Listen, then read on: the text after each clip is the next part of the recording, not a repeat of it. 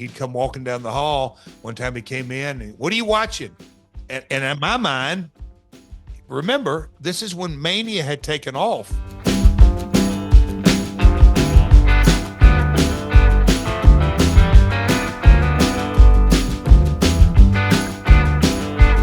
It is. Was your plan all along to be a wrestler? It just happened earlier? Yes. Yeah, definitely. I mean, again, to this day, I'll watch a 11 p.m. West Coast NBA. I love basketball. My daughter is in college playing ball. I love the game.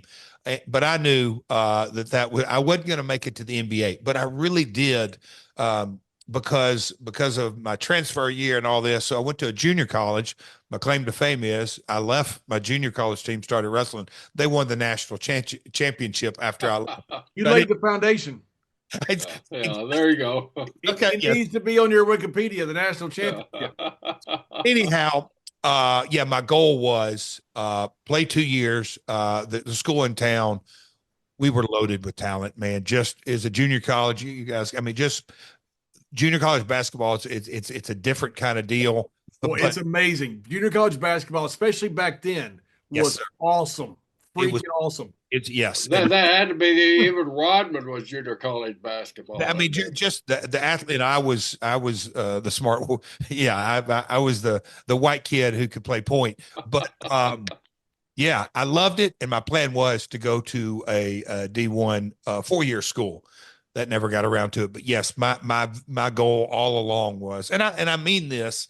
I mean, literally, when I saw the Blonde Bombers and I would stay with my dad and put in videotapes of all, the Hulk Hogan's first promo. Michael St. John voiced it over. He stands 6'8", 305 pounds, and they panned up on him. I watched that. I watched the video, the music specials of all the music. Lawler Dundee did one to Winner Takes It All. I mean, all that kind of stuff. My dad, in his office, he had all those different tapes and 3/4 inch, and he taught me how to do that. I would literally stay up late at night watching all. I loved it.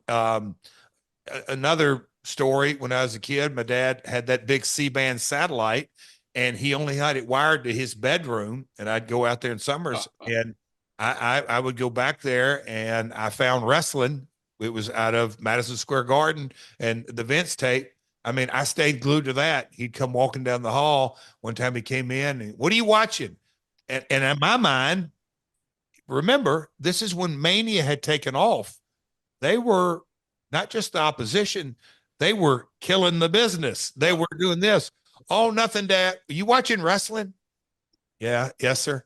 Let me watch that with you. I mean, but in my mind, I'd heard they were the 4-letter word. I mean, they're killing the business. They're exposing the business. They stole my talent, blah, blah, blah, all that kind of stuff. So, yeah, the hate against New York, as everybody called it, was unbelievable. New York. Well, it wasn't WWF. It was New York wrestling. That's right. New York. It was always referred. I even, I'm going through some of my old books to clean out my setup, and I'm leaving for New York. I never was leaving for WWF. Leaving New York, going back to Tampa. That was always. You're right, Tampa, New York.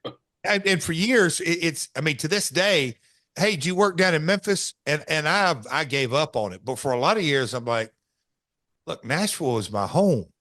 I'm not from Memphis, guys, but in a lot of wrestling people's vernacular, it's Memphis, it's Tampa, it's Charlotte, it's New York, it's Dallas, it's Portland, it's LA, San Francisco. It's the city.